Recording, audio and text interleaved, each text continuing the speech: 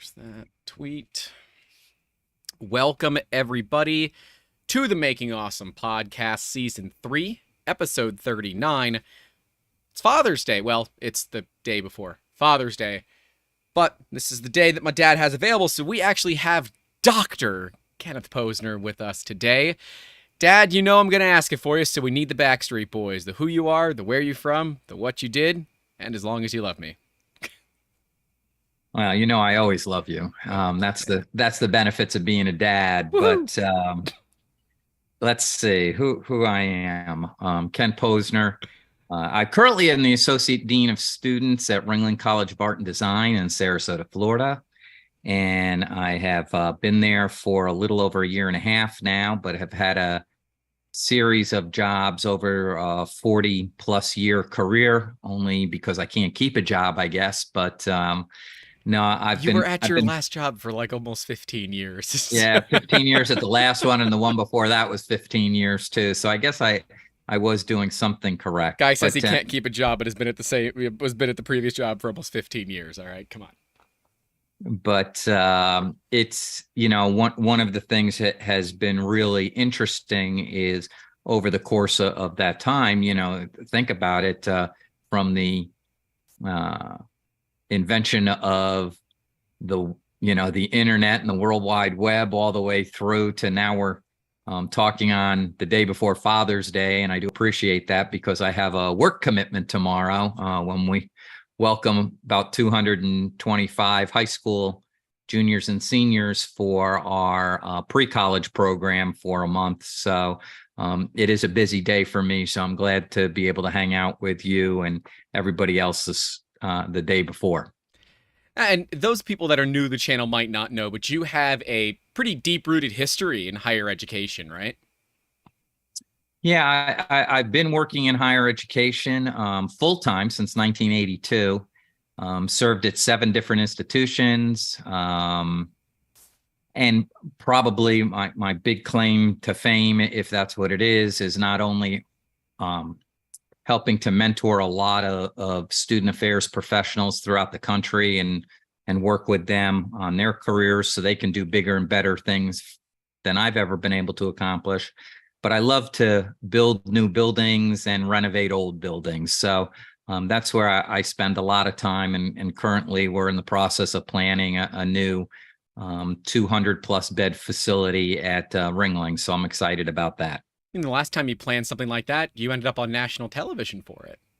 Yeah, we did with an episode on Tank for our big aquarium. Yep. That's what was the episode title? Oh, Learn to love or love to learn, something like that. Correct. Yeah, that's what it was. Yes. I think it was something like that. So if you want to see, my dad before he lost a bunch of weight and me before I put on a bunch of weight, you guys can go find that episode. But Dad's one of the stars in that. And higher ed for you has always been student oriented, right? Kind of looking at student life and overseeing students. Correct. And I usually tell people, if you think of higher education, colleges and universities, it's about the life outside the classroom. It's being strategic and purposeful and intentional in planning programs and services that complement what's going on in the academic realm. So it's really co-curricular. Fortunately or unfortunately, part of my role has always been university and college disciplines. So sometimes I have to be the bad guy too. But at many institutions, I've turned into that institution's dad for many students. Unfortunately now, and with my own children grown, I think I'm now grandpa for most students. Well, you actually just had a student visit you from a while back who called you dad. And yep. From 2009, we had lunch on Thursday. Yeah. And so one, I can't remember people that long. So the fact that you've maintained relationships that long says a lot. But, even further, that you have left such an impact on people throughout these years. And, you're relatively humble, but I like to toot your horn. You are a Jim Scott Award recipient, which is an incredible high award in higher education. And, the stuff that you have done has set standards for schools across the nation in terms of things like student life and student housing, where you want to integrate not just, good quality housing, move away from dormitories more into residence halls, but also life, like you said, outside of the classroom, where they're not seeking something outside of the campus. They're able to stay on campus like they did at the previous college, where you built game rooms and places like that for students where they could congregate rather than it just be a place where they slept. I thought that was always an interesting thing. Yeah, and I think, it's important. It's important that colleges and universities really prepare students not only academically, but to be successful in the world. And it's an ever-changing, diverse global society that we all have to operate within.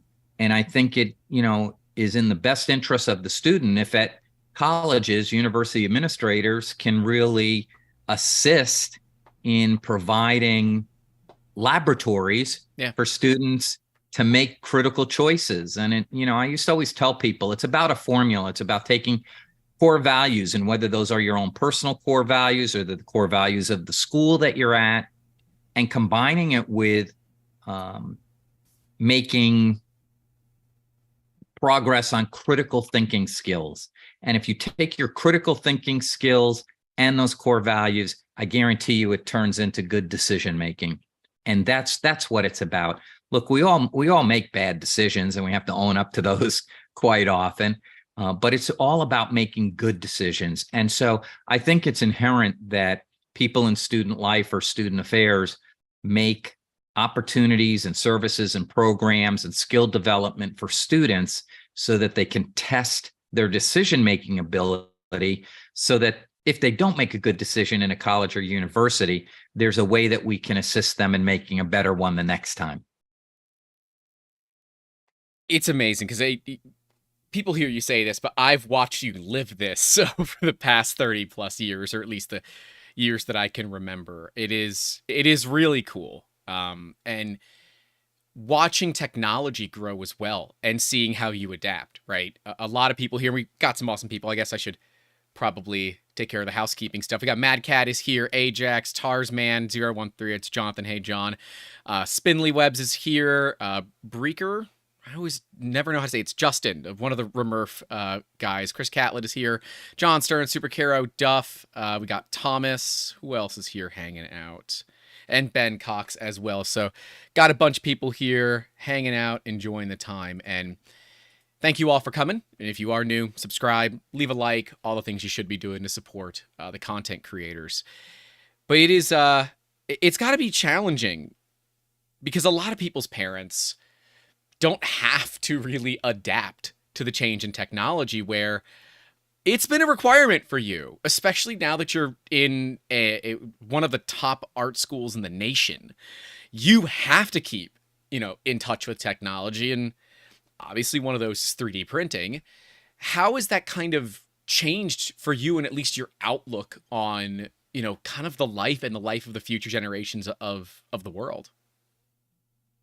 Yeah, that's a great question, Grant. I think that as we look at technology and how quickly it changes, it's almost inherently counterproductive to sort of colleges and universities, higher education, because they're relatively slow to change. Mm-hmm. And so it's almost like playing catch up. And I think that sometimes that's the issue. I remember years ago when we started to develop computer labs, outside of, if you were a computer science major, so that computer labs would be open to all students. When I went to college, we did it on punch cards, and it was Fortran, and you had a stack of cards like this high. And by the time you were done, you hoped on green bar that it printed out 2 + 2 = 4. And if it was, your program was successful. So, institutions sort of are cyclical, and it was everybody was setting up computer labs. And they had the workstations, the individual printers. Then we went to networked printers. Then we said, everybody's bringing laptops. We don't need computers anymore. So now instead of, inkjet printers. Let's put laser printers in, and we have central laser printers that all students can print on. But students really want to print on color, so now we have to get color printers. But how do we adjust the costs and do those things and make it and be responsible stewards for both the institution and for the student? And so we've seen this proliferation of technology change. The esports is probably the biggest change from a student life technology standpoint. Only sport I have a chance at is esports. And institutions are giving scholarships, Yep. creating new arenas at their facilities, hiring full-time coaches. So, it's a very unique thing. And so now I think that the institutions are playing a little catch up when it comes to 3D printing. I'm going to be like every other industry that claims supply chain concerns because of COVID, but I'm going to, higher education and education as a whole over the past few years because of the pandemic sort of took a pause out of doing things because everything went virtual. Yep. And so there wasn't a lot of classrooms. There wasn't a lot of things that we could do. And so now coming out of the pandemic and looking, and there's been some reports out there where, over the past 3 or 4 years, again, skewed because of the pandemic, the K through 12 sector really didn't see an increase of 3D printing, Right. Whether it's printers or facilities or those types of things within the K through 12 sector. But in higher education, there was still about a 5 or 6% increase. And so one of the things that my colleagues and I talk about all the time, and I go to my resident expert, you, Grant, or your brother, Jonathan, from a technology standpoint, is we get requests, and we continue to get requests about whether or not we let students bring 3D printers to the college residence halls. And currently, with the exception of about 2 or 3 institutions, everybody has pretty much said, no, that's not a possibility now. And there's a multitude of reasons. It's insurance. Because of that. Well, some of it is because they're not regulated very well, and you don't want one to catch on fire. They don't catch on fire. They only catch on fire because people are idiots. Well, I want to point that out. But, there's fumes that are created. There's just the longevity, how long it takes to print something. Yep. And you don't want them being left unattended.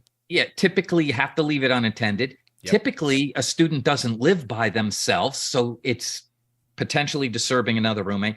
And let's be honest, for those of you that have gone to college or are in college, and Grant, Jonathan, when you were in college, there's not a lot of room in a college room. No, there isn't.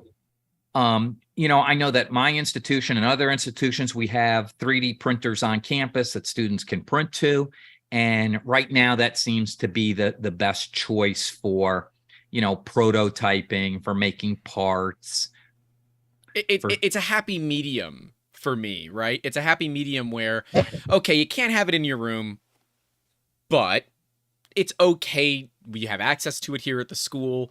We'll assist in that, which is pretty good, right? It's better than when I went to school, because there really weren't a lot of 3D printers when I went to school. So access didn't exist. The fact that there is access at all is a good thing. And we're starting to see it being adopted in the K through 8 and then the 9 through 12 as well, where you are getting 3D printing in the classroom. So I do hope that we start to see it, like you said, more commonplace throughout higher education, because I think there is value. And when you look at a school like Ringling, gosh, like the art students alone, I'm going to say hi to Margaret, who is an intern for the second year from Ringling. She actually just graduated. I doubt she's watching or listening, but if you are, hi. The work that she's done and the work that she is doing is amazing. She did her first summer with us as a graphic artist, just 2D. And that's where a lot of the animations that you guys see in the YouTube channel come from. All the latest stickers with the cat on them, those are all from Margaret. Well, a lot of you don't know, Margaret and the entire Discord. So if you're not a part of our Patreon Discord, it's also available through YouTube channel members and PayPal. Yes, but it's much better to go through Patreon. I mean, technically, we get the most money through PayPal, but I really don't. It is what it is. You guys can come and hang out as we're working on it. We are working on our own test model that will involve the cat, and if you're not in the Discord, you won't see it. But it is pretty cool to see how that's harnessed. And she, kind of messaged me throughout the year, hey, can you take a look at this for me? Is this printable? Because she was doing these crazy sculpting projects now because she dedicated her final year to ZBrush, which I can best describe ZBrush as a program for masochists. It is such a tough program to learn, and she's done really well. I actually reached out to Fotis Mint the other day, who's a great designer, because we needed help designing a feather. He gave us some assistance. He said, show me where you're at. And I sent him that. He said, you're that far? I said, I'm not the person that we're working with. He said, send me her portfolio. He said, wow, she does great work. She's going to do great things. That's what I love about this industry, right? I can go to industry experts and ask them, and they're totally willing to help. That's always fun. Where was it? John Stern said, American university relationship to sports is strange to me. At times it seems they are less interested in the academic education than the sports. But you're now at a school that Ringling doesn't have sports at all, right? No, yeah, I don't we think have we have no athletic teams, and I would say, again, I'm making the assumption based on the American system, but it is a revenue generating piece for the institution.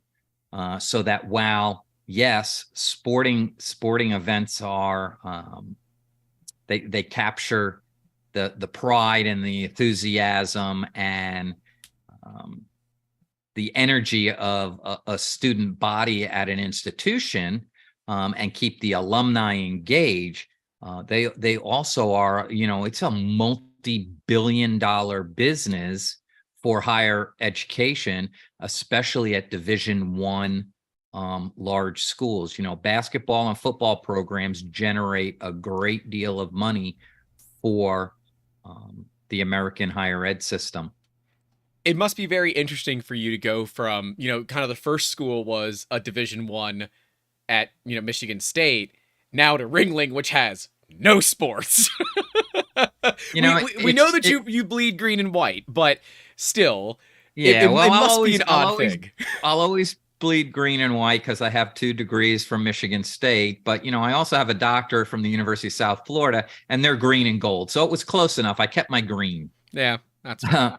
But it's interesting because one of the things that I do tell people is, even if you look at, just take 3D printers, for instance, and you take them how they came into higher education. When they first hit the American higher education system, it was at the Carnegie Mellons, Massachusetts and MIT, Massachusetts Institute of Technology. It was at these very strong engineering, the STEM schools, and that's where it was because it was all about prototyping. Right. And now it has filtered throughout, and is really we can make a compelling argument at an art and design school 100% that it's great. Our students spend a lot of time creating, whether it's in computer animation or graphic design or even in illustration, when they're doing 3D modeling, and now they can actually print their 3D model versus having to previously sculpt it out of clay. It really is an amazing thing to see. And I know that, one of the things that you did, Grant, for me is Ringling. Our mascot is an armadillo. So I have the most difficult thing to find 3D models of is a freaking armadillo. I have a 3D printed armadillo on my desk, and thanks, people Chelsea. always, they come in, they pick it up, they ask questions about it. But what it does for me is it really breaks the ice with students and parents, because now we start to talk about something other than maybe that problem that is sitting in front of them. And, I let them play with it and handle it as we're talking. And then we start to deal with the real issue that's at hand. And it's an easy way to do that. So again, I think that, 3D printing, sort of like when a a calculator came out. The first calculators that came out, I remember getting one on my desk in an office. It was like $300, and all it did was add, multiply, divide and subtract. That was it. And I thought that was amazing. Now they're free. Well, I mean, they come attached to the multi-$1,000 cell phone, right? Yeah. You get them on your multi-$100 watch, and yeah, it is kind of insane. How much things have changed. I mean, I remember kind of, John and I grew up in kind of the golden age of this new technology renaissance, and just watching Moore's law become a thing where stuff is getting so much faster, and it blows my mind. And now that we can do things like make an armadillo, and I don't need any practical sculpting skills. I just need to know someone who can sculpt digitally that can make something like that. It is Yeah, but it's so crazy. But I'd also say, again, and maybe from a dad moment, was one of those things where I had these landscape lights. Yep. And the brackets on them were literally rotting through, and the light was essentially useless, and you couldn't buy the bracket. So I would have to buy a new light. So I was like, hey, Grant, here are the dimensions, everything else. And then, it was like that weekend, you were like, here's 12 of them. And I think they've been out in the yard now for 5 years. And the ones that came with the light lasted 2. And so there's a practical standpoint of some things where there isn't a part on the market, and it's a fairly easy fix, and you're able to do that. The other piece is that I think that there's some ways that, and maybe this was seen through the pandemic with supply chain issues and everything else, there's not this long wait for prototyping. Yep. Because basically if you can print it, you only have to wait as long as the print takes. And that's so true. I'm actually surprised those parts have lasted as long. I think I did them out of PETG. I don't know. They're gray. That's the only thing. Yeah, I remember that they were gray. I don't remember if it was PLA or PETG. Next time I'm over, I'll check, because it's pretty easy to tell just based on how flexible the parts are. John Stern is asking, what's rust? He lives in California. We live in Florida, so Yeah, it's not from salt. It's from water.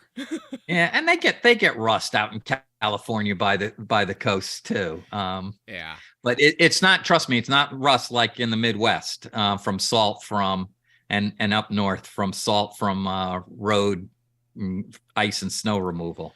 I don't think I've done anything kind of crazy for you lately on the printers. You haven't asked for much. But like there is a part like we're doing for another school, SEU requested a quote on a building that we were building on campus. Oh yeah, I have one. In full color, and one of the benefits of that was for our advancement office, because when they went to talk with donors, they literally brought this model, and it was sort of like your name here, and they could show them that model. The other thing that you were able to do for student government was come in and 3D scan and then print up the mascot. And we created statues you created,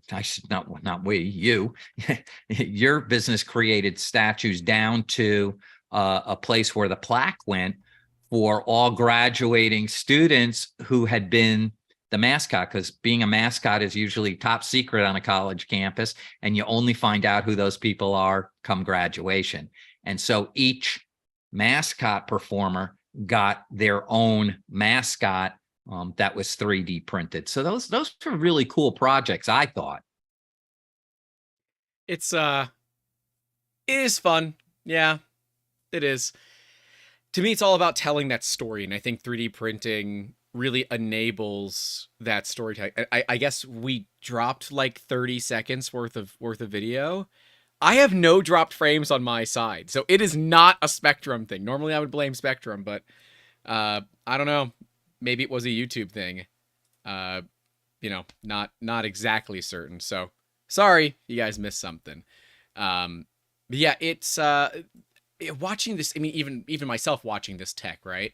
Like, we go from printers that I look at as being fast. Like I looked at the Mark 3S as being a relatively fast printer, and then you get a Bamboo Lab, which is like 3 or 4 times as fast when they work. Uh, it is astounding for me to see that, to see that is the generational leap that we've made in this technology.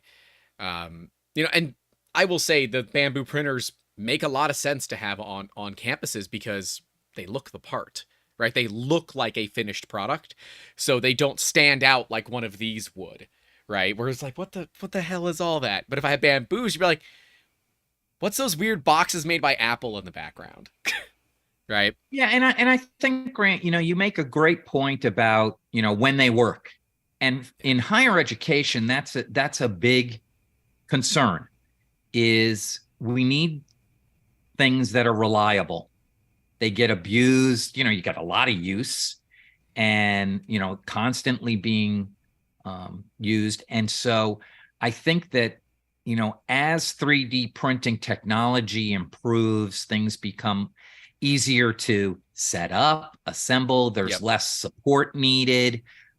You don't have to have lab monitors and pay a lab monitor. So again, you have to weigh the costs of sort of supporting the 3D printers, as well as, how much they initially cost. And right. Those things are now you're starting to see, I think, a trend where they're costing less, they're more reliable, they are faster, so that, again, it's not like taking a regular printer and printing out your paper and you have 10 people waiting. You don't wait that long to print out your paper for your class. If you had 10 people waiting to print out a part on a 3D printer. How often do 2D printers fail, though? I mean, honestly, how often does a 2D printer jam? Okay, right? They jam, and we've just accepted that as commonplace. And yes, right, the 3D printers are considerably slower. I just got a box in the mail that I wasn't expecting from a Stratasys dealer with a bunch of stuff in it for me to take a look at, because they are bringing out some really interesting technology that will look at basically having 3D printers that are really, really fast. The thing is, they start at around $800,000, so yeah. Pricing wise, it's not unless you're a big research institution, in the American higher ed system, you're not going to be able to afford something like that. No. Yeah, no. And again, do regular printers jam? Absolutely, they do. And they're either very easy for the user to fix or unfix a jam, or there's some type of service agreement with a company that comes in and fix them. It's typically not an in-house type of support. And so that may be where some business development occurs in the 3D printing industry. But I think, again, for 3D printing, there is a huge market for colleges and universities. Yep. There's a huge market for students who have to prototype or get a project done quickly. I'm hiding some information. My camera's not going to show it all anyways, but I've got the director of Prusa for schools. I have their business card because, that's part of what we're looking at doing. And yeah, education is the big push, right? Look at what happened with MakerBot. I actually have a MakerBot on the way. I guess we should probably tease this. Mad Cat USA found a original MakerBot replicator. So the wood printer, the ones that are made out of laser cut wood, for real cheap out by him, and it's signed. We're not entirely certain who it's signed by, but he is currently looking at breaking it down and then mailing it to me so we can bring it back to its former life, actually being potentially functional.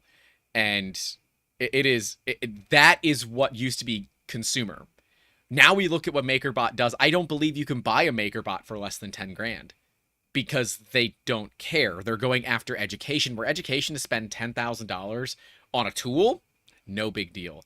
When you're looking to spend $200 on a tool, or you give them a thing that says, oh, these machines are $200, you wonder why they're so cheap, right? There becomes this weird line between, okay, I'm sure it works, but the $10,000 one probably works better.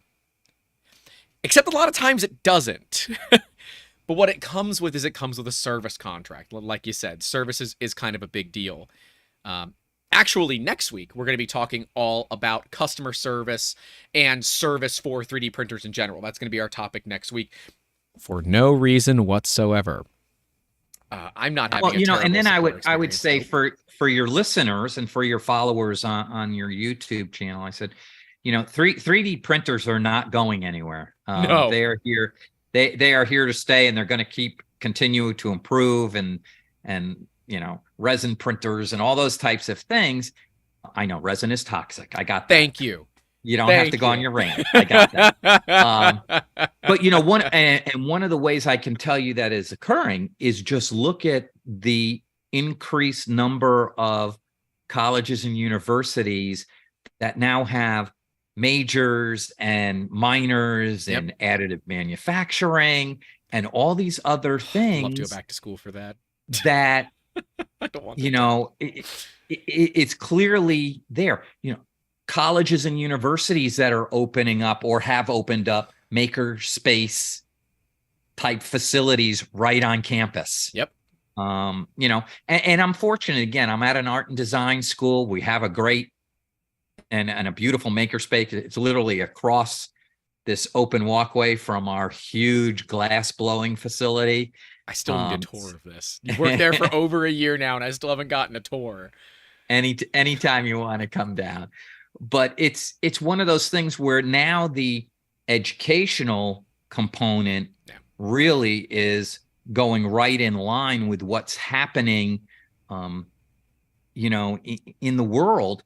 And so people have to have access to these tools. Right. They have to have access to the ability to prototype and to make personal projects as well as corporate projects. And, it's sort of like if you're an additive manufacturing major, not only will you have a resume, but your portfolio will be some of the projects that you've made along the way.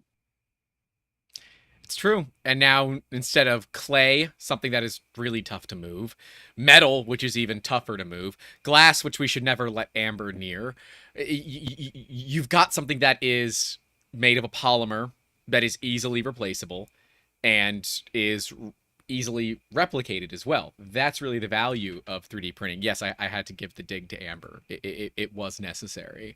She said, sign me up. So I when you talked about the glass blowing things, just put Root in the chat. I know. Tell her. I'm trying to get there. I want to just do it. Audit. So I don't, it's not even for a grade. I don't have to tell her we're live. You can. Oh, that's right. You can. Yeah, I can tell her. So, of course, John Stern has to ask the question, right? At what age did I start ranting? About 6 months. Oh, that late in. Okay, I suspected it was going to be earlier than that, but I guess I was the first one out, so I was the easier of the two. Well, I always tell people I have an heir and a spare. So, yeah. The unique thing about being a father of twins and being a very proud father of twins who both sons have turned out to be fine young men, and I would say that even if they weren't. One works for the fire department, the other one's a YouTuber. I mean, honestly, come on. One knows what a barber is, the other one not so much. The other one is growing out his hair to shave it for charity for a foundation that one of our staff members just won the award for. Yeah, which was very cool. It was. But I think that it is inherent in all of us as we look at things like 3D printing is there's a practical side of it and all this other thing. But I think for many individuals, it also gives them a creative outlet that they may not have had before because they couldn't put things down on paper, but they could put it down in, a 3D image and then print it. And so I think it's really been a very unique type of technology that has really afforded a vast number of people, the capabilities of doing it. I don't want a 3D printer. I have two sons that have plenty. I have between enough. them. You don't need and it's one. easier just to pick up the phone, and both of my sons will tell you that, I have enough technology knowledge to be really dangerous. I can ruin almost anything. Dude, I'm the same But way. it's one of those things where, in talking with students, and we talk about this all the time, is that there's many mediums that they, like clay, that don't hold up to the test of time. Right. And so, they'll break down, they'll either harden, they'll oil up. If they bump into anything, they're ruined. Yep. Metal's too expensive, as you said. It's not like you can go down the road and, get a bronze lion, although we did. You can. It's just very, very expensive to do it. At one time. But it's one of those ways that, again, you can hand your dad an armadillo, and if it falls off my desk, which it has, it doesn't break, first of all. No. But if it did, I delicate. could pick up the phone and say, hey, what colors, what color do I have? Printer now? Oh, I don't know, man. You just tell me what color you want. It is pretty cool, right? It is really awesome to look at. This is not just a thing to solve a, solution for rapid prototyping, but also looking at it from an art perspective. And I think that's really the thing that a lot of schools are going after, because it is a lot easier to go to an administrator who doesn't know anything about the tech and is potentially very old school for the tech and say, this will help our engineering program, our robotics program, and our art program, and it only costs this much. And really, like you said, the big thing is staff. We saw often that teachers would just get tossed 3D printers because at the end of the year there was money left in the budget and it had to get spent. Use it or lose it, because that's a smart way to do budgeting. I'm not going to get into that today. But, and that would mean that these things end up collecting dust. Yeah, they spend the money with a company, but then they collect dust because the teacher doesn't know how to use it. And that's why we are shifting focus to handle more, online content, whether that is YouTube, paid, or otherwise, where we are able to provide that education. Because, yeah, the machines have gotten more affordable, the technology has gotten better, but the education surrounding it has not. That's why we kind of started this channel, because we got the same questions over and over and over again about what is this technology, what do we do, how do we do it, and why then is it this much money? Because it is, you're commissioning a custom piece of art, and that's what it needs to cost. Some people out there will say that, your time has no value to it. You shouldn't be charging for design work, and all you should be doing is undercutting other people. And that is some of the worst business advice that you can ever get. I believe that it is best to build relationships with people, and, I guess the apple doesn't fall far from the tree, right? Well, and again, I think that you do get what you pay for. Sometimes. And honestly, that's changing a lot in this industry. Those Sobel SV06s are way too damn good. Yeah. Well, and for me, I know that I will even pay a little more. Yeah. If I've dealt with the same vendor, they're honest, they follow through on their commitment, they give me good customer service, they're there when I have an issue, and they're there when I don't have an issue. Yep. And so, again, I think, for those that are out in the 3D printing industry, yeah, there are some hard costs that you have to cover. Then there are some that those soft costs that you negotiate on. But I also believe that it's a business and there has to be, some profit margin in there, but you don't have to gouge the consumer. And I think that what it really comes down to is who can meet their deadlines, who has a quality product, who will support if something happens, and who owns up to telling me something other than, oh, supply chain issue, I can't meet that deadline. Hey man, that was the greatest excuse for God knows I said, what. That's for a great years. excuse, because I said now everybody with upper respiratory issues is always getting, oh, that's just a long-term effect from COVID. But that's a whole nother story. And your viewers can probably say, oh, now I know where Grant gets his rants from. Yeah.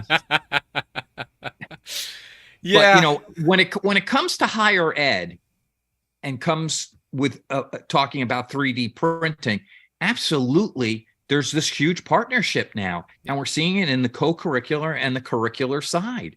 And so from having classes on 3D design and Margaret 3D learned ZBrush at Ringling in 1 year.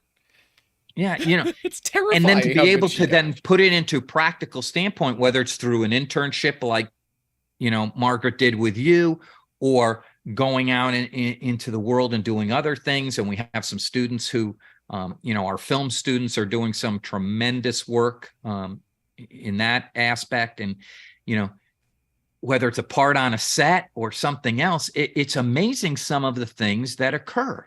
Yep. And it's, 3D printers probably only as good as your imagination. So it's really, how do you help garner? And that's one of the things why I like watching the YouTube channel and the YouTube videos. I learn more about the industry and about what my sons are doing by watching the YouTube channel than I do, hey, what's going on today? What's happening at work? Dude, there's so much happens at work that I can't talk about on the channel. How many Benchy boats have you printed this week? But soon it will no longer be the Benchy. Soon, TM, we have a model that we are working on, and I am excited for it. I am so excited. I've been watching Margaret work on it, and so is some of our Patreon members, and it's gonna be real cool. It's gonna be really cool. I'll send you some previews of it when we're done, but. There is a lot going on behind the scenes that I don't talk about. One, because I give away a lot of advice on here of like what to do and what not to do, but I ain't giving away all the secret sauce, right? At some point, I got to keep some of that, bottled up for myself so that people don't just immediately try to compete with us. Because, that is, of course, an issue when the pricing goes lower, right? If you would have asked me 10 years ago, right, where I would think that 3D printing would end up, I would not have told you that we would have sub $300 3D printers that are legitimately really freaking good. The Sovol SV06 is legitimately a phenomenal printer for the money. And it blows my mind. It blows my mind how good that machine is for the money. I would never think that we would get there. But then there's the huge problem. It comes with a single page front and back, and that is all you get. You don't get a nice assembly manual. You don't get a handbook for tips and tricks. You don't get any of that. You want support? You can email them, and they'll get back to you eventually. You go to Prusa, you're going to spend, 3 times as much. You get a beautiful, close to 100-page full-color assembly manual with breaks, for Haribo, of course. And you get, full 24/7, 362 days last year they were live for live chat customer support. That kind of thing is amazing to me. And that's where that extra money goes, right? You're basically paying for the service contract for 1 year of service on the machine with the purchase price of the machine. That's been the big thing for me and something that we see, but if you're buying a $300 printer, you're not going to have somebody that you can call to come and fix it, because that $300 printer is disposable. And especially when you look at it in an education standpoint, it's definitely disposable, right? Mm-hmm. Yeah, no, absolutely. And again, it's, I think right now, the biggest issue is, we're sort of back to those days of the computer lab.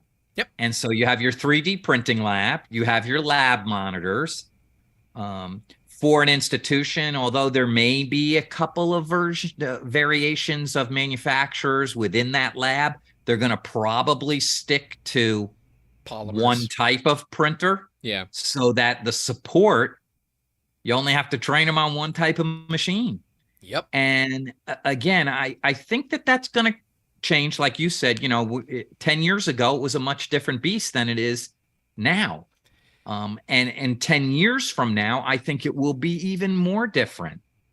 But it's going to be something that is going to allow a majority of students, and again, we're sort of talking that at the college level, a majority of students will have a need and or interest in using this type of technology versus other types of technology that may be on campus.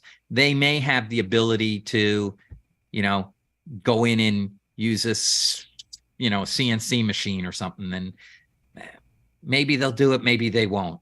I know that, like at my institution, we have a full woodworking area. You guys have a great shop there on campus. It's really nice. And it's not something that you would go into using unless you're in set design and you're making the sets that are for the upcoming productions. But the 3D printing labs, everybody's using the 3D printers, and some of it's for work, for their schoolwork. Some of it's personal. Some of it's probably for sale, but it's one of those things where I think that it has a mass appeal. There is an ease of use, although I've never used one personally. I have watched them on many occasions, and I'm fascinated by them. Yeah. Subtractive or additive, it's still pretty awesome. John Stern is asking, in the UK, we have a paid lab technician running department facilities. Is it similar in the United States? Yeah, it is similar in the United States, and typically we supplement it with student workers. Mm-hmm. So there is typically a full-time paid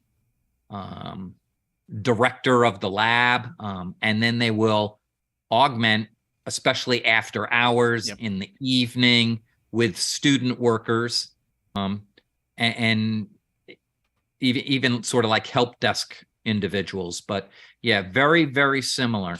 But again, at times where, especially over the last 3 years, because of the pandemic and reduction in students, there has to be then reduction in costs that an institution is facing.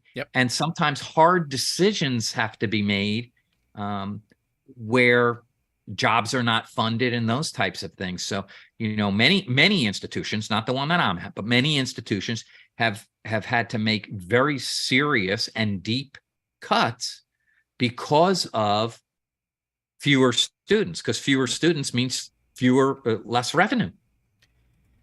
Yeah, it looks like a lot of people are going back to this, oh, you don't need to go to college, just go get a blue collar job. And yeah, there are some professions where, like, go be a professional welder. You'll make a ton of money if you're good. Go be a mechanic. You'll make a ton of money if you're good.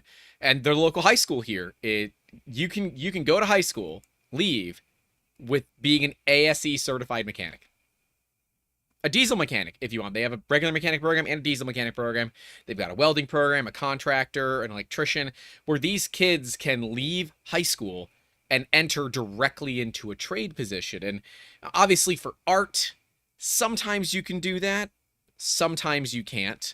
And especially with this, the flash in the pan that was the NFTs. I'm sure that might have been an interesting thing at Ringling. But watching, how some people are choosing to go into trades where artists seem to be doing a lot more college than they used to. Why do you think that is a thing? Well, I think it's all, creatives, our creative students, creatives. There is always this desire to be better. Mm-hmm. And I think that sometimes the ability to be critiqued, and muscle memory and practice and doing things repetitiously, is of great benefit.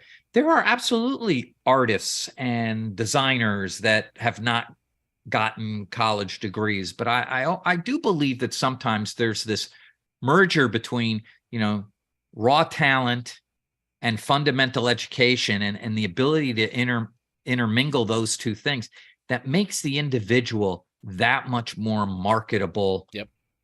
In the real world out there. A lot of times for art and design students, not only do they get to use techniques that they know, they get to learn new techniques. The other thing is they get to compete against other very talented creatives, whether it's at their institution or other institutions, for many awards, and get some publicity and recognition that jumpstarts their career. It's sort of like being a musician and right. Getting on, The Voice or America's Got Talent or whatever it is, and getting some exposure that you might not have had, sitting in your home drawing beautiful pictures and being a phenomenal illustrator and going to the Saturday or Sunday flea market. That is the kind of amazing thing about social media, right? People that do sit at home, make amazing art, and then go to the local markets on the weekend to sell it, now have an ability to do that worldwide, right? They can do live streams, they can put pictures up, they can put videos up, even if it's videos of people's cats. There's so much opportunity out there, and traditional isn't always the way that it has to be anymore. Looking at kind of the future, right? What do you think? What do you think we're moving towards when we look at technology in education? Yeah, I think, again, it's going to have to continue to mirror what's happening out in society. And, there'll be sort of this, you'll have your really big STEM institutions that are pushing those creatives to create the new types of things that are out there. But it's going to be supporting what's happening. I think that, the auto market of going to EV and doing all that is really going to push technology. I need a battery that goes more than 300 miles in my car. Do you know? Yeah, I do. When have you driven more than 300 miles in the past 5 years? When I go to Miami. That's not more than 300 miles. Yeah, but I in one day it is. Yeah. I don't want to be at a quarter of a tank or lower. I don't want to run out. I don't want to run out of gas. I don't want to run out of electricity. But what I'm saying, AAA's going to come by with a generator and plug into your car. I want to make you want to make sure that those things are happening. I think there may be a change in what we term American colleges and universities and degree obtainment. I think there will always be the bachelor's, the master's, and the doctorate. I think, though, what you're going to see, though, is more, and it comes out of really the technology field, the more proliferation, support, and types of programs that are going to be certificate based. Yeah, certificate stuff. Yep. And so you may be, 3D design certificate. That would be cool. It's sort of that stamp of approval. Yeah. That I just didn't learn this and not that there's anything wrong with that I just didn't learn this on my own through YouTube or whatever. Trust me, there's many things I've fixed because of YouTube. Dude, I told you the other day, I was looking at the service manual for the freaking lawnmower because the starter wasn't turning on. The service manual wants you to remove the whole motor to replace the starter. There is a YouTube video. The guy's like, yeah, you just kind of pull this cover up, you shove a socket in it, and you can turn out the bolt, and you can remove the starter without touching the motor. And yep, that worked. It wasn't the starter. So I have a new starter on my lawnmower, but it wasn't the starter. Yeah, but the lawnmower started, so problem solved. Yeah, I got a third of the lawn cut before I could barely walk. But that's okay. It's It's fine. It is like driving Yeah, a so go-kart on I bad think, track. again, I think certificates and certificate programs are going to be, um, they're going to be viewed as more valuable in society. Yeah. And so I think that that's going to be an important piece. I think that, it's, again, I've been watching, sort of additive manufacturing majors, first it was minors, now it's majors, and seeing more and more institutions pick up on that. And I think, again, it's going to be very similar to what happened in higher ed when online classrooms came along. Back in the early 2000s, no one, there were a handful of institutions doing it. Yep. Well, guess what? After the pandemic, everybody's doing it. Everybody's Everybody doing has it, the yeah. ability to go take their courses online, including an art and design school. Yeah, that must have been an interesting one, teaching art and design online, for sure. But Zoom and other synchronous ways of interacting with people electronically without having to be in the same room has really afforded the ability to get educational messages out to people.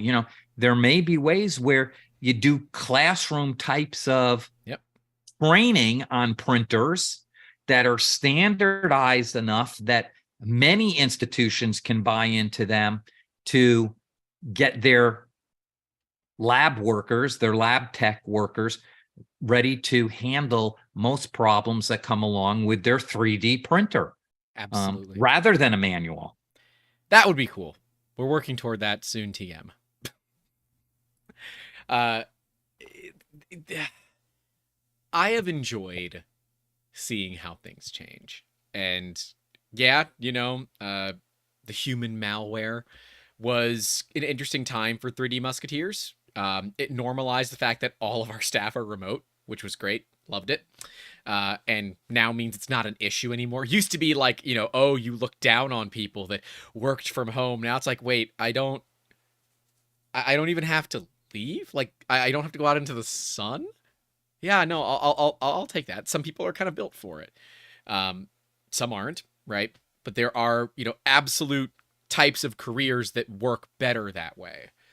Looking at 3D printing, though, you're talking about, colleges adopting it. And Justin, I'm sorry, he chose the wrong college. We all know he chose the wrong college, but he's okay. He didn't go to the wrong one because his college and my college can agree that there's a third college. Yeah, they don't like Michigan. College. They don't like the University of Michigan. Justin, our team, goes to the Ohio State University and is the youngest person to work in the CDME lab, which is their big industrial engineering lab, where they have not one, but a few metal 3D printers among many other technologies there. So, schools like OSU are adopting the tech because what they're doing, and it's such a freaking cool thing that they're doing. They are partnering with local businesses that need this technology. The school will pay for part of it. This is to my knowledge and what I'm aware of. The school houses it. They train people on how to use the technology. The business basically gets effectively free labor to do their work.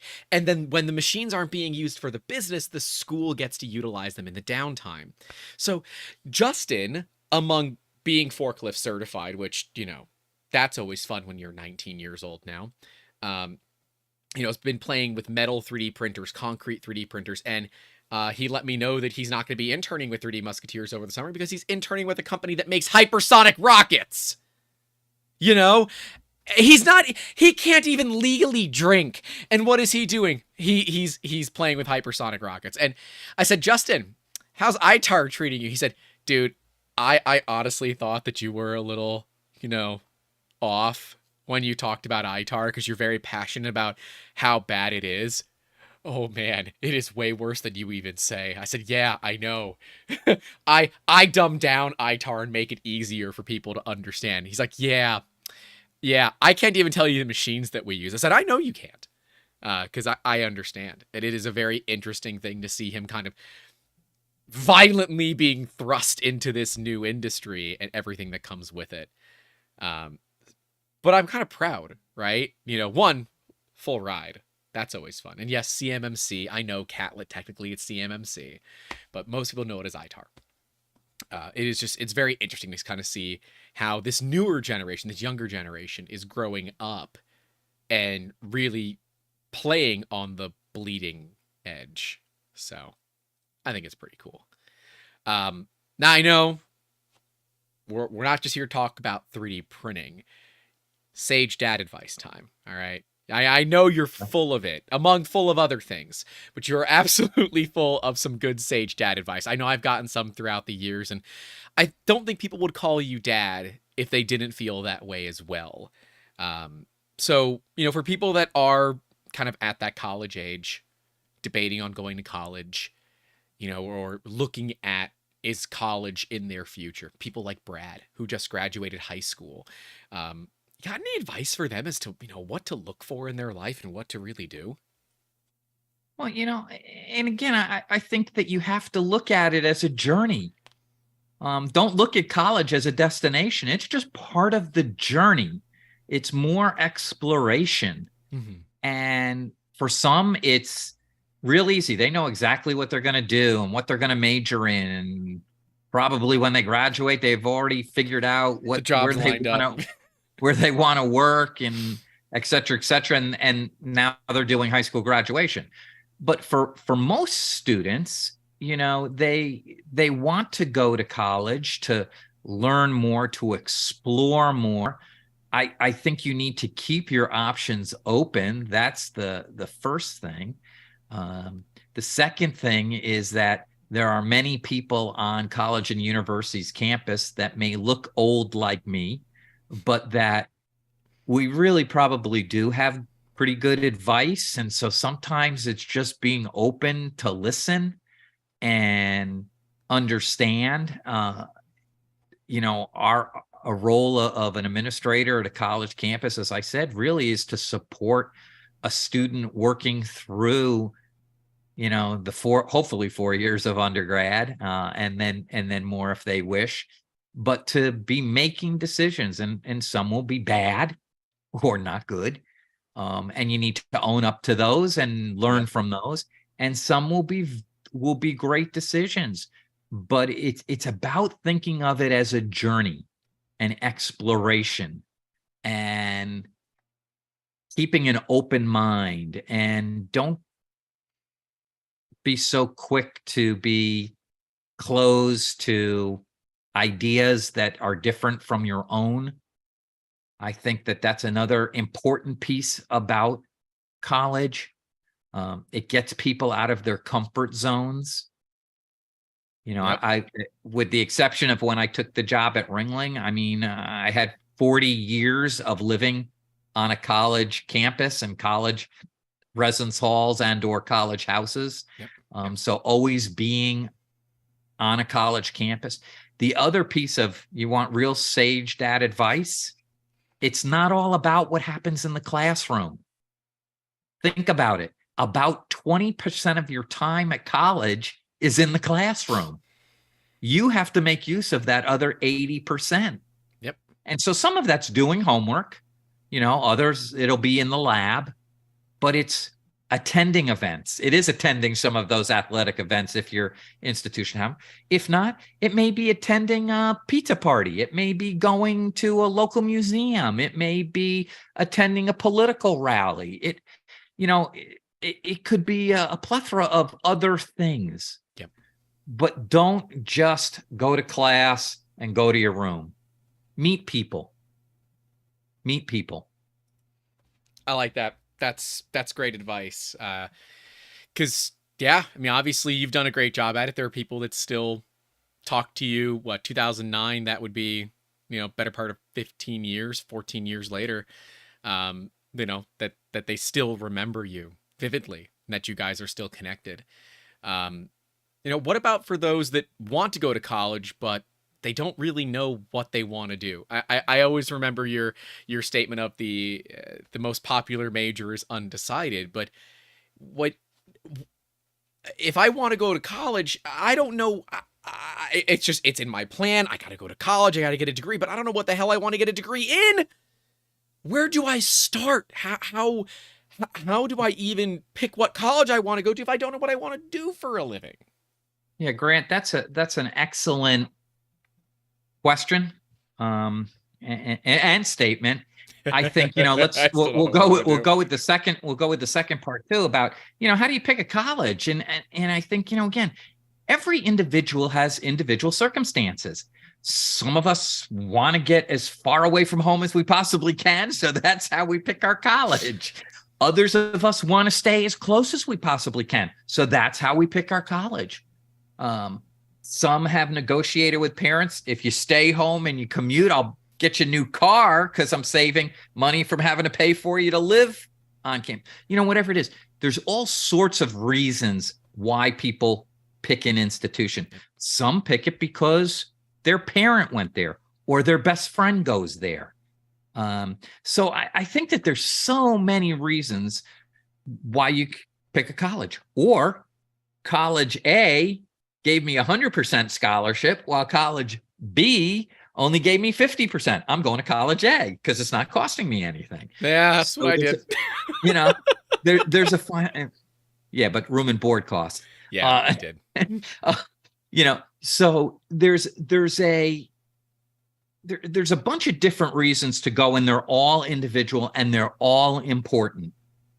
I think that, again, if you're set on the major, then I would look at what, the internet's your friend. What are the schools with the best, mathematics majors, or additive manufacturing majors, or what's the best party school? I don't know. Whatever you don't pick a school because it's the best party school. Because I'll tell you a very funny tangent, then I'll get back to the answer. But I know what you're doing. I was literally working at a school that out in one of the ratings was like the number 2 party school in the nation. And I remember having a conversation with the president going, if we're the number 2 party school in the nation, there are a lot of bored college students out there because there's not a lot of parties that are going on here. So maybe that was from years ago, the survey, but I don't know what to tell you. So anyway, there's a lot of legitimate reasons for picking an institution. Yeah. Some, guess what? You only got into one college that you applied to out of 10. Guess where you're going? You're going to that one. Yep. Don't underestimate the value of your local community college for the American college system. It's a less expensive way to get your first 2 years out of the way. Yeah, the 2 too. It's great. Your AA degree, then that degree, you become a transfer student. A lot of students will look at a very, I lost the word, a very competitive institution in a certain major, and they may have a lot of applicants and they don't get in. They get waitlisted or they get denied. Whereas if they went to the community college, they do their 2 years and they transfer, and they can probably get right into that major as a transfer student versus a first time coming in student. But the other thing is what does interest you? And it's okay to be undecided. And it is one of the larger majors at most institutions because people are undecided. They probably know what they want to do. They just don't want to commit right up front. Because you go to college and I'm pre-med and I flunk organic chemistry, guess what? You're not pre-med anymore. Yep. You got to go do something else. Or I want to be a teacher. Phenomenal profession. I want to be a K through 12 teacher. So you go through your teacher education, and junior year, you start your student teaching, where you go into the classroom. And at the end of your student teaching, you go, I don't ever want to be in a classroom again. Little shits. But now what do? You got 3 years of coursework done. If you switch majors, you're going to be set back a year. So you go through with your degree and you have to parlay it into something else. So just because you have a major doesn't always mean that's the end result of what you're going to do and where your profession's going to be. But then there's some, I want to be an electrical engineer. You go through your electrical. I want to be an accountant. You go through your accounting or financial management majors. And so there's some very clear tracks. but it's okay to be undecided. You'll have to decide your sophomore year. So it just gives you a way to get your feet wet, take your general education requirements, and, Yep. and you move on. There's also some schools that don't have undeclared, but it's okay to come in, work with your academic advisor or your faculty advisor about, I'm not really sure that I want to be a creative writing major. I may want to do history. So is there a way I can dabble in a couple of electives my first year while I'm taking my core courses to see really what I want to do? And then I can always change my major. Yep. I remember your speeches, right? I remember you talking about that at your previous college, and saying these same things to parents who are giving up their children for the first time. They're going off to live somewhere, and they have to basically trust that you're going to take care of them similar to the way that they would. And historically, I think you've done a pretty darn good job at that. Yeah, but no allowance. Nah, no allowance. No allowance. Actually, it's quite the opposite. You get an allowance for the parents or the kids, I guess. It's I don't know ever if the decisions that we make are the right ones until it's too late, right? You never know if, was getting business degrees the right path for me? I have no clue, right? I'm an engineer at heart, but I probably wouldn't have made it in engineering school because I kind of am not great at math. It could be just a bit of the constant wanting to just make things, right? So I think I kind of found my path. But there are a lot of people that might have already graduated or are far enough along that they've had to declare a major, or maybe they're later on in life and they just feel like they're not kind of where they want to be. What do you have advice wise there of, okay, you feel like you're lost in life. What should you be doing to try to find your way again? Yeah, well, again, especially if you've already graduated, there is always the opportunity to go back and retool and either get an advanced degree, look at some certificate programs, look at even some online courses that can assist you. I always tell people after sort of your first job right out of college, people don't really pay much attention to what your major was. And I know that may be, and if maybe we're on a higher ed YouTube in the chat field, people are being like, what the hell are you telling people now? Whoa. But does it matter that I have a doctorate of philosophy in higher education curriculum and development with higher education administration? No, I have my doctorate. People don't ask what my major was. No, but you don't raise your hand when they ask if there's a doctor on the plane. Well, it depends on if I'm getting moved up to first class or if I have to help somebody because they have a medical emergency. I'm sorry. I had to go for that dig. I'm sorry. But, again, part of it is, even in my profession, most of the institutions that I've worked, when I've recruited staff, most of the job, if not all, require a master's degree. Yep.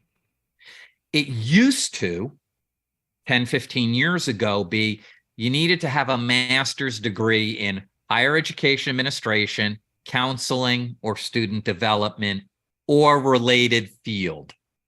Now it just says you need a master's. Because guess what?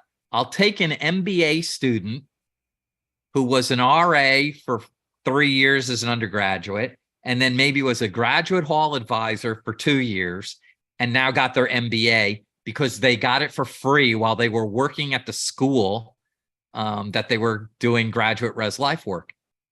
They have a master's. What do I care if it's in student development or higher education administration? Yeah. It's of no difference. They've got the cred to get through that. They have the educational foundation plus the background.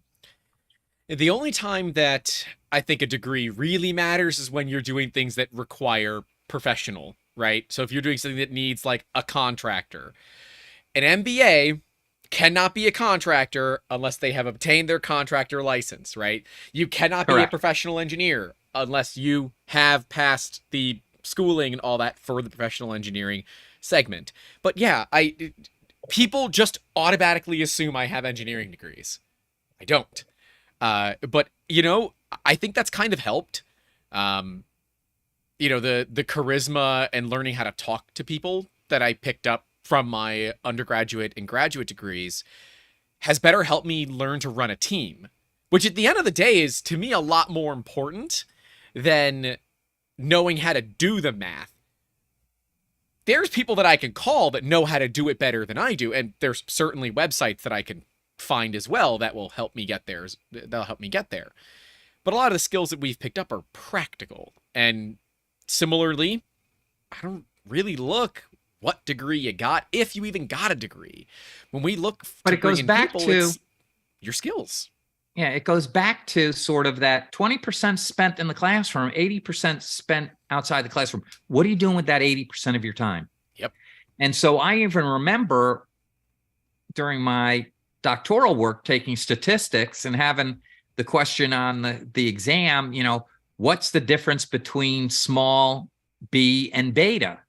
And of course my answer was the small b is the second letter of the alphabet and beta is a fish.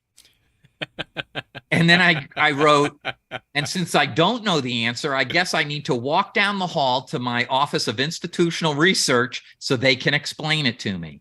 So, tongue in cheek, the real issue is that I don't need to know, but I need to know somebody who knows, who can explain it to me why it's important for me to know. And once I know that and I have those resources available, I'm good. I don't need to know how to 3D print because I have sons that know how to 3D print. So I can pick up, I text and go, hey, one of my students is looking for an inexpensive printer that really works well and they won't have a lot of problems with it. Yeah. One of my students needs a new nozzle. Do you have any recommendations? Does this student want to use, what type of filament does this student want to use? And I don't need to know. But guess what? When I tell them the answer and I go, oh, now you're the cool guy. One of my boys just texted me back and this is what you should. Oh, thank you so much. I'm the hero. No, man. You don't even say one of your boys. Resources. You say, I consulted with my black book and this is the answer that I got. Nah. No, one of my sons thinks he's hot shit on YouTube. So this is his answer. I have always appreciated your outlook when it comes to, dealing with problems. And I think that's helped me better shape my problem solving skills to where it's not always about immediately finding the solution. It's understanding why the problem occurred in the first place. When we look at problem solving as professionals, right, a lot of people are dedicated to find what went wrong. You've kind of taught me not to figure out what went wrong, but why. And how do we solve the why? Because if we don't solve the why, we can't solve the what. That's always been something that I appreciate. I think there's another piece there too, is what went right. Yeah. And I tell people, and again, because I deal a lot with student housing, it's, if you want to change something or try something new, do it. There's two rules I have. Don't kill anybody and don't burn anything down. Everything else we can fix, because what's the worst thing that happens if your new idea doesn't work? We go back to the old way that we were doing something. Yep. But you have to take risks. That's the only way that we move the world forward, is by taking risks. It is taking apart 3D printers and trying to put them back together without any extra pieces. Hey, those are weight savings and aerodynamics, all right? Yeah, but to try to figure out not only what went wrong, but what's right about this printer and where maybe there's some modifications that can be made or tweaks. Well, no. See, if we modify 3D printers, then it is clearly the third-party build plate that you put on and clearly the third-party modification that you made. as per staff recommendations that are clearly causing your problems with your extruder. Both of those are clearly the issue that are causing the problem with your extruder. I regret to inform everybody, but that is not the issue. I'm not salty about some support that I've been receiving lately. No, I'm sorry for derailing you. I am so frustrated with that answer of, oh, you're dealing with these problems because you did these two things to your printer. Well, and here's a perfect example, and it has nothing to do with the 3D printing industry, but it has to do with the tech industry. I was dealing with one of the, at least in the United States, one of the major players in the cable internet world. I don't know if I know this. And I needed to fill out a form and submit it. And the only way I could submit it was by fax or by U.S. Postal Service. And I was like, well, why can't I just email it to you? Well, we don't accept. How can you not accept? You're one of the largest providers of internet services in the country. And yet you won't accept an email, but you'll take a fax, of which no one has fax machines anymore. No.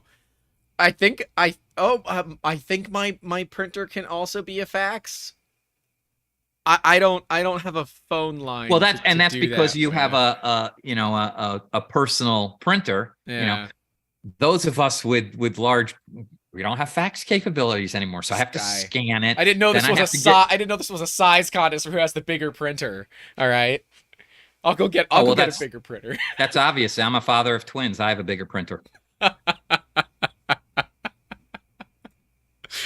No, it is true, right? When you look at industrial stuff, it is single-use practicality rather than looking at multi-use, right? I can have a printer, scanner, copier, fax, all that kind of stuff here. But I can also now take a photo of it with my phone. It will crop it to be the right size, and then I can attach that to an email and send it. I don't even need to scan stuff. I don't even know if my scanner works. I know my 3D scanners work. That's always a plus. I should 3D scan a document. So I can, but you can fax through software. Oh, it's a HIPAA thing, apparently. Email is not HIPAA compliant, but faxes sent via email, converted to fax, then back to email are. Right. There you go. There's apparently the reason. This is why it's fun doing this stuff live. We actually get the actual answers to why they couldn't likely do it. But yeah, Mad Cat says medical worker here. We fax everything. I'm so sorry, Mad Cat. You know the sound that tell Mad Cat it had nothing to do with medical. Yeah, well. It literally was a form for internet service. But anyway, I digress. But, I think that it is so important to look at, challenging yourself to doing things that are better, and another thing, and I think I said it a year ago too, is that I think we all need to be much kinder to one another. I just don't think the world today, and again, I'm an old guy and I've seen it come and go, both in, the United States and internationally. And I've had the pleasure of always working at institutions with large international student populations. And I think, especially coming off of the pandemic where it was isolation and we have K through 12 students who, for 3 years weren't even in a classroom or hanging out with other kids and don't know how to interact with one another.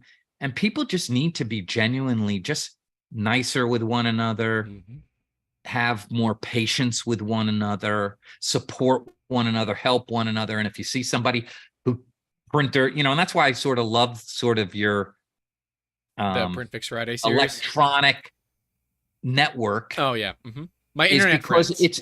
it's about helping one another. It's not really about competing with one another. Yeah, internet friends who my sons know this because I say this all the time when they say, "Oh, well, my friend said." Now, is this a friend that you've met or that you only know through the internet? I would like to point out that every podcast now, our Discord has a tradition where everyone that's hanging out gets into a call in the Discord where they can talk to each other. In that call, I've got 3 countries, 2 continents, and no less than 3 separate time zones as well, represented in 6 people. So Yeah, we have a pretty cool group of people. I mean, Ben Cox, who's in there, is in Australia. It's 14 hours ahead for him. It's 5:30 in the morning. Ben wakes up early to come to these. I've never met Ben, and chances are I may not ever. But Ben is a friend, and these people are my friends. The closest thing. Well, they I have. guess I can tell Ben because Ben can hear me. Um, Ben, I appreciate you getting up so early, but Australia is a place where I've always wanted to go because I've always wanted to ride motorcycles over in Australia. So I said maybe one of these days, but we'll see what happens. They're all commenting the first rule of Fight Club, apparently. So I'm apparently not supposed to talk about things that go on in my own Discord. I'm so sorry, guys. I'm Right. so sorry. Yeah. Way to go. It's four of them, right? It's like, most of the chat is in here. And they're all mods, of course, so it is really cool to see what the world has kind of enabled us and the way that we can stay connected with people that we know, that we've known for years and still be able to and not have to immediately converse with them, but see what's, on one of the ridiculous internet cesspools like Facebook. You can see what they're doing. Are they starting a family? Where are they moving to their jobs? And you can get random people messaging you on LinkedIn, and then you can also then go check on people that you care about at the same time. And again, from a college administrator standpoint, it allows me to stay in touch with students and to watch them get married, have their children, have their birthdays. You've been invited to quite a few weddings from students, haven't you? Yeah. You gave even away had a student, talking right? part in a wedding. Yeah. I was gonna say, you've had pretty significant parts in weddings of students before. Well, and both of my boys know the students really have had a significant impact in our lives. So having twin sons and bringing them back from the hospital to an all women's college that I was working at and having 900 babysitters.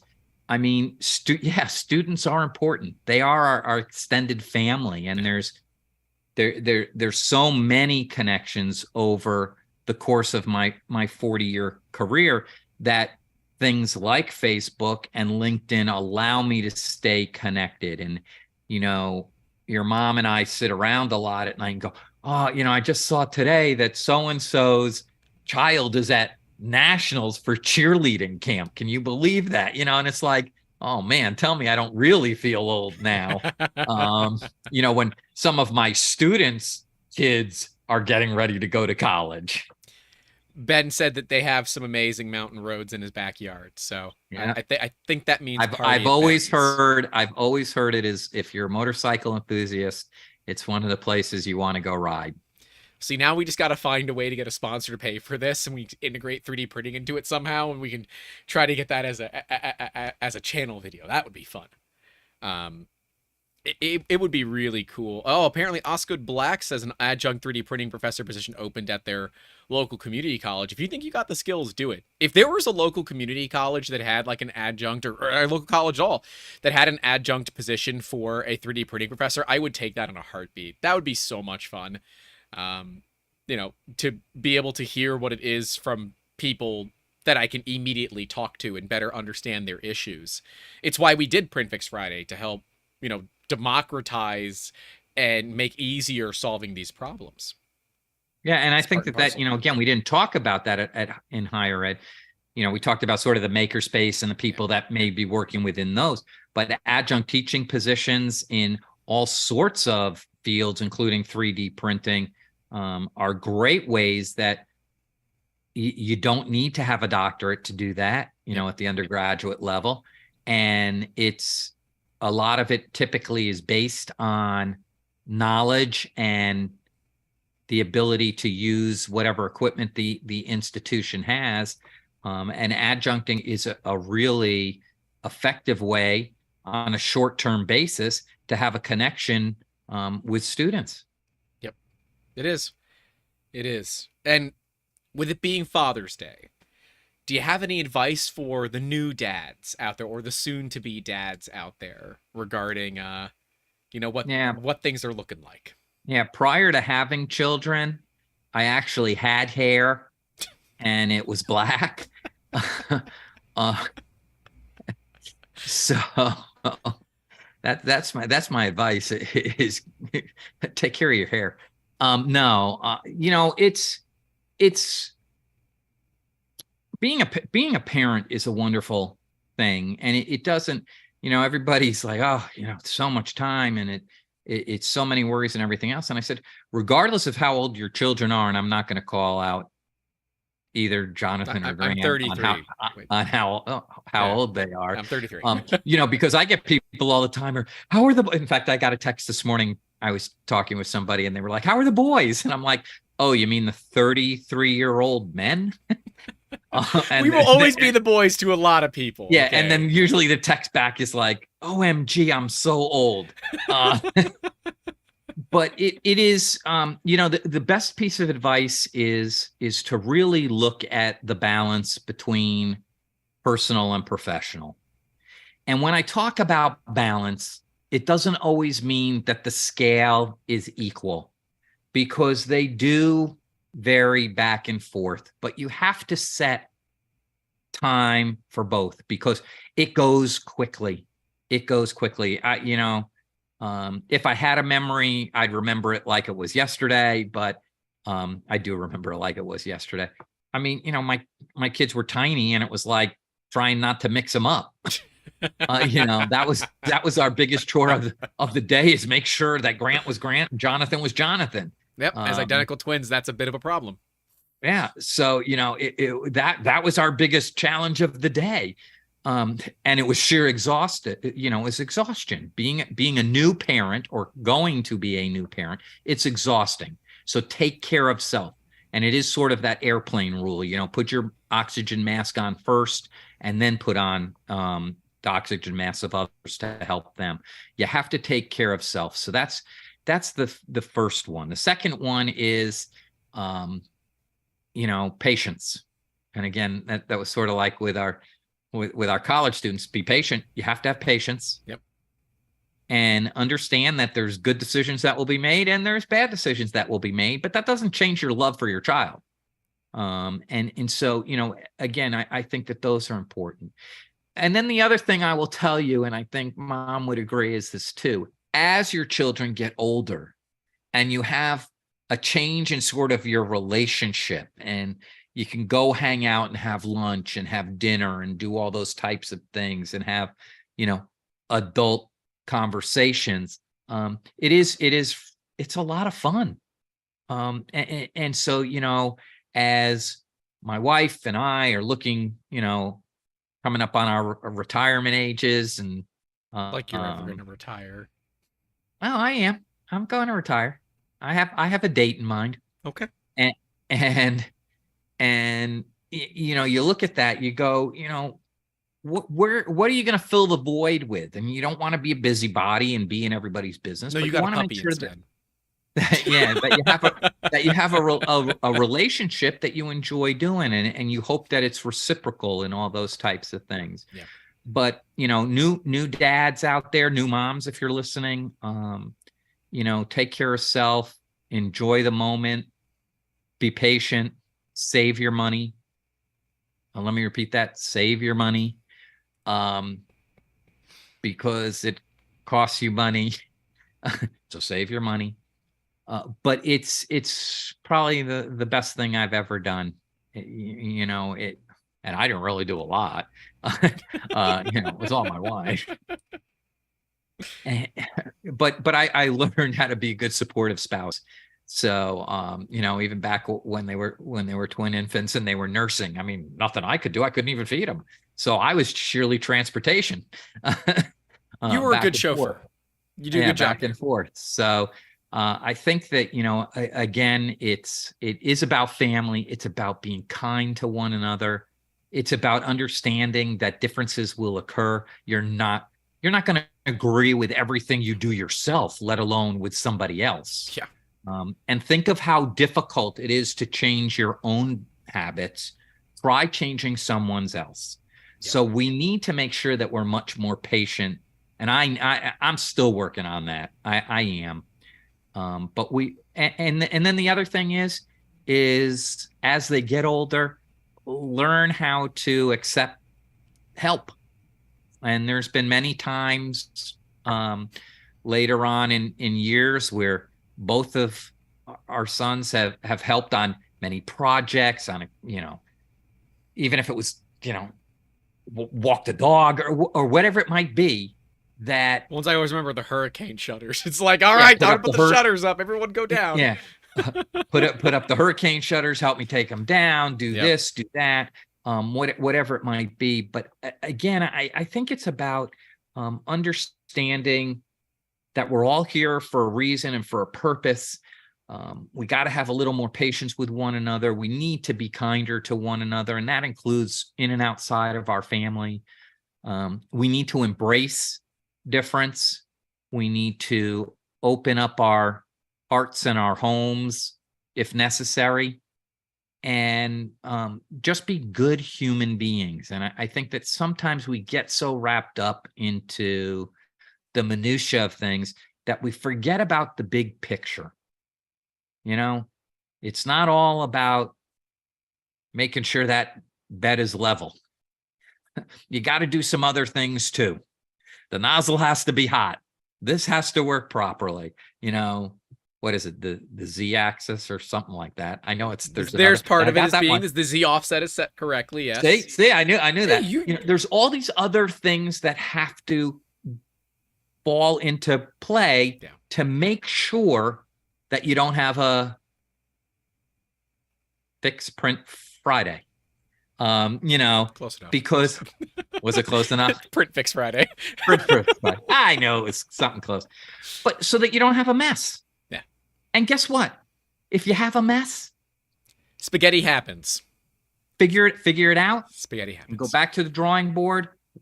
You didn't kill anything, and hopefully you didn't burn anything down. Hey, so now it's time to retool and make it happen. And on the plus side, if you burned out a printer motherboard, even expensive ones are like $100. It's not as big of a deal as it could be. And as Rex says, you're as strong as your weakest component. He also says that it's not gray, it's Arctic blonde highlights. Yeah, well, I always tell people, hey, just remember, grass doesn't grow on a playground. There you go. Well, Dad, do you have any final thoughts before we wrap this one up? Another Father's Day podcast in the books. This is year 3 for you. Yeah. Well, I'm glad that Victoria slept through the whole thing. She's working hard, man. That's pretty much, again, good dad advice. It's pretty much your children and your grandchildren will sleep through most of what you say. Yeah. I do typically feel, and my sons will probably tell you, I'm probably better with other people's kids than I am with my own kids. At least when it comes to patience, I am.